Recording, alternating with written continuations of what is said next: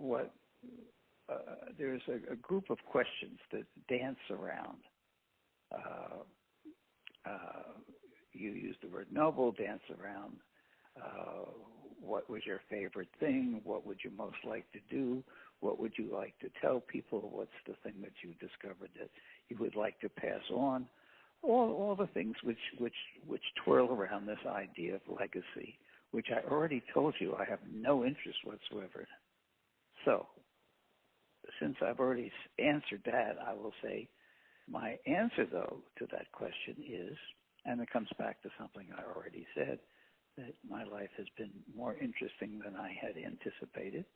So I feel on the plus side.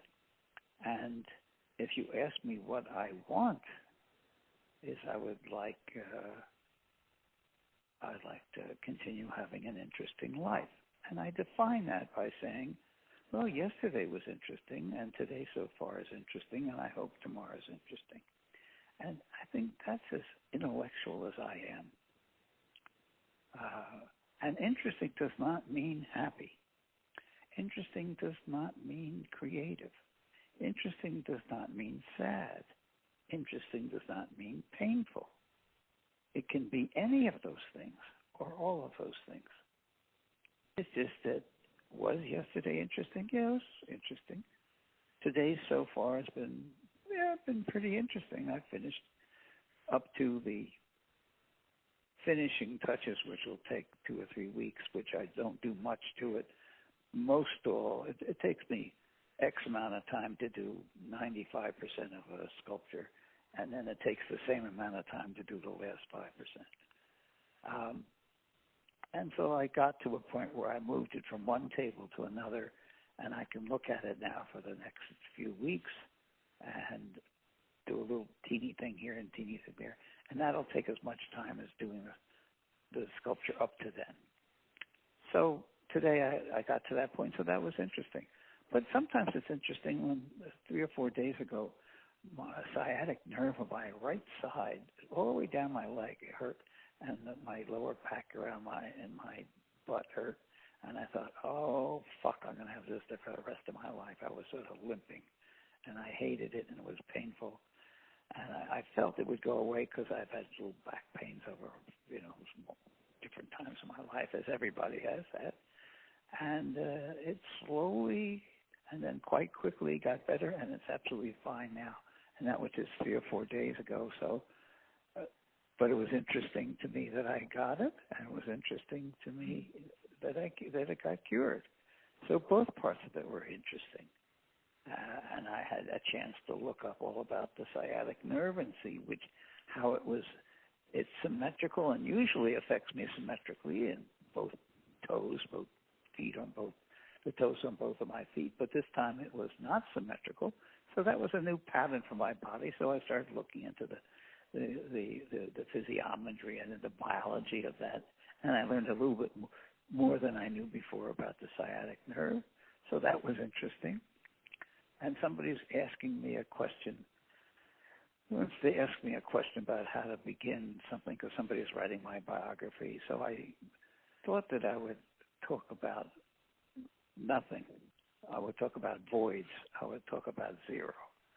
So I started looking up the history of zero and who invented it and how it was first described, and when it first became a circle, and when it was sometimes described as 2 slanting lines, and where it happened, and the various things that are zero on Earth, and like a plaza, like Piazza San Marco, or the oculus in the Pantheon in Rome.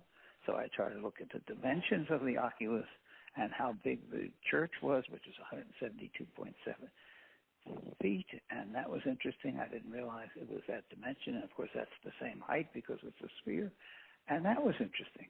And that's the way my day is.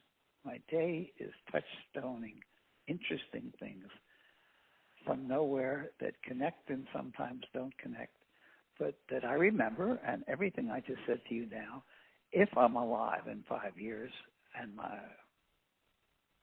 I think I'll still remember. Not about happiness.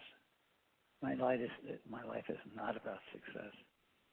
My life is about next. little stories. This last sculpture is an octopus, a fish, and a jar of cold cream.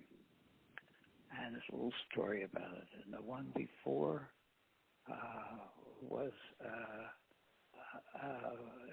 has somewhat a large pyramid in it, and there's a piece of the stone out of it. Don't take this literally because they're quite abstract. And there's a little dog there, and it's called the Egyptian Dog House. And there's another one with 7 or 8 birds on it. There's a head there's one called a beakscape, so it's a landscape made out of birds' beaks. And there's another one that's a large head, which has 3 sides. In other words, it's 360 degrees, and you don't notice that it's triangular at all. But if you walk around it, you see one side has a huge gaping mouth, but no eyes, and another one has 2 gaping eyes, but no mouth, and another one has all ears. So what it is, it's seeing more, hearing more, and speaking more, which is the opposite of hear no evil, see no evil, speak no evil. And so it works on the opposite of the little fairy tale. So I'm just constantly telling myself little stories and then seeing the outcome of that. Now, the last one I told you about, I just did 8 months ago, and that's the first piece of sculpture I ever did in my life. And because I ran out of frames for my pictures, I had 40 frames. I have 40 full pictures, and they're all the same size from a stack of paper, of rice paper I bought in Xi'an, China, a few years ago and didn't do anything with. And so I thought, well, I'll start sculpture. I don't have any frames. And the first one turned out quite well, good enough that I cast it in bronze, and which is not inexpensive or not time consuming. And it really looks. Once I do something, it's not mine anymore. So my judgment now is saying, if somebody had that in their house, I'd like it. I have no pride of authorship or connection with any work I've done. I observe it as soon as it's finished. Now I'm finished my little soliloquy. Well, that was a wonderful response, truly. So, I mean, I understand, and the way I understood you answering the question is that it's like a collectiveness of interesting moments